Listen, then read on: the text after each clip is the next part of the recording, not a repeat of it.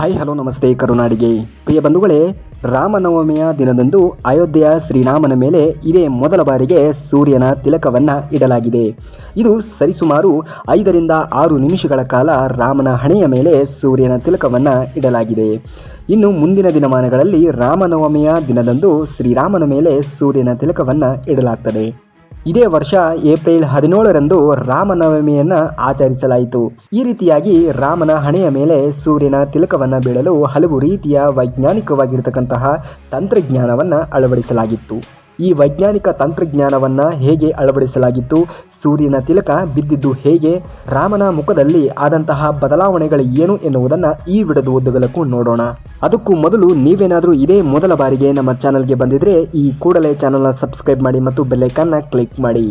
ನೀವು ಕೊಡುವಂತಹ ಒಂದೊಂದು ಲೈಕು ನಮಗೆ ಆ ಸಾಕ್ಷಾತ್ ಭಗವಂತನ ಆಶೀರ್ವಾದ ಇದ್ದ ಹಾಗೆ. ಹಾಗಾಗಿ ವಿಡಿಯೋನ ಪ್ರಾರಂಭ ಮಾಡೋದಕ್ಕಿಂತ ಮೊದಲು ವಿಡಿಯೋಗೆ ಒಂದೇ ಒಂದು ಲೈಕ್ ಮಾಡಿ. ಐ ಹೋಪ್ ನೀವು ವಿಡಿಯೋಗೆ ಲೈಕ್ ಮಾಡಿದ್ರಿ ಎಂದು ಭಾವಿಸುತ್ತೇನೆ. So thank you so much ವಿಡಿಯೋಗೆ ಲೈಕ್ ಮಾಡಿದ್ದಕ್ಕೆ. ಸೊ ಮತ್ತೆ ಆಗ್ತಾಡ ಬನ್ನಿ ಇವತ್ತಿನ ವಿಡಿಯೋನ ಪ್ರಾರಂಭಿಸೋಣ.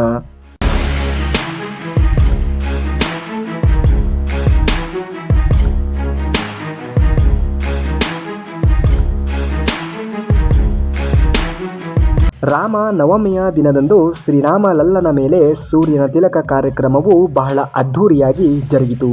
ಇನ್ನು ದೇವಾಲಯದ 3ನೇ ಮಹಡಿಯಲ್ಲಿ ಅಳವಡಿಸಲಾಗಿರ್ತಕ್ಕಂತಹ ಮೊದಲ ಕನ್ನಡಿಯ ಮೇಲೆ ಸೂರ್ಯನ ಬೆಳಕು ಬಿದ್ದು ಅದು ಹಿತ್ತಾಳೆ ಪೈಪಿನ ಮೂಲಕ ಅಲ್ಲೇ ಅಳವಡಿಸಲಾಗಿರ್ತಕ್ಕಂತಹ ಮತ್ತೊಂದು ಕನ್ನಡಿಯ ಮೇಲೆ ಸೂರ್ಯನ ಬೆಳಕು ಬಿದ್ದು ಅದು 3 ರಂಧ್ರಗಳ ಮೂಲಕ ಗರ್ಭಗುಡಿಗೆ ತಾಕುತ್ತದೆ. ಅಲ್ಲಿರುವಂತಹ ಕನ್ನಡಿಯ ಮೂಲಕ ನೇರವಾಗಿ ರಾಮನ ಹಣೆಯ ಮೇಲೆ ಬಿದ್ದಿದ್ದು ಅದು ಸರಿಸುಮಾರು 5ರಿಂದ 6 ನಿಮಿಷಗಳ ಕಾಲ ರಾಮನ ಹಣೆಯ ಮೇಲೆ ಸೂರ್ಯನ ತಿಲಕ ಮೂಡಿದೆ.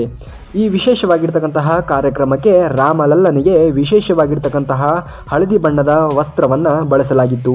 ಖಾದಿ ಮತ್ತು ಕೈಮಗ್ಗದಿಂದಾಗಿ ತಯಾರಿಸಿದ ವಸ್ತ್ರ ಇದಾಗಿದ್ದು ಈ ಒಂದು ಉಡುಪನ್ನು ತಯಾರಿಸಲು ವಿಷ್ಣು ಪಂಥದ ಚಿಹ್ನೆಗಳನ್ನು ಬಳಸಲಾಗಿದೆ.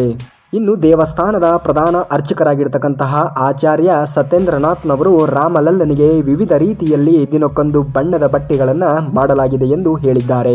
ಸೋಮವಾರದಂದು ಬಿಳಿಯ ವಸ್ತ್ರದ ಬಟ್ಟೆಯನ್ನು ಧರಿಸಿದರೆ, ಮಂಗಳವಾರ ಗುಲಾಬಿ, ಬುಧವಾರ ಹಸಿರು, ಗುರುವಾರ ಹಳದಿ, ಶುಕ್ರವಾರ ಕೆನೆ, ಶನಿವಾರ ನೀಲಿ, ಅದೇ ರವಿವಾರ ಕೆಂಪು ಬಣ್ಣದ ವಸ್ತ್ರಗಳನ್ನು ಹಾಕಲಾಗುತ್ತದೆ ಎನ್ನುವಂತಹ ವಿಚಾರವನ್ನು ಹೇಳಿದ್ದಾರೆ. ಇನ್ನು ಪ್ರತಿ ವರ್ಷ ರಾಮನವಮಿಗೆ ಅಭಿವೃದ್ಧಿಪಡಿಸಿರುವ ಈ ಕಾರ್ಯಕ್ರಮದ ವಿಧಾನವು ಸಾಂಪ್ರದಾಯಿಕ ನಂಬಿಕೆಯನ್ನು ಬಲಪಡಿಸುವಂತಿದೆ. ಈ ಒಂದು ದೃಶ್ಯವನ್ನು ನೋಡಲು ರಾಮನವಮಿಯ ದಿನದಂದು ಸಾವಿರಾರು ಭಕ್ತರು ಈ ಪವಾಡವನ್ನು ನೋಡಿ ತಮ್ಮ ಕಣ್ತುಂಬಿಕೊಂಡಿದ್ದಾರೆ. ನೀವೇನಾದರೂ ಆ ಶ್ರೀರಾಮನ ಭಕ್ತರಾಗಿದ್ದರೆ ಈ ವಿಡಿಯೋಗೆ ಒಂದು ಲೈಕ್ ಮಾಡಿ. ಮುಂದಿನ ವಿಡಿಯೋದಲ್ಲಿ ಸಿಗುವವರೆಗೂ ಧನ್ಯವಾದ ಕರುನಾಡಿಗೆ.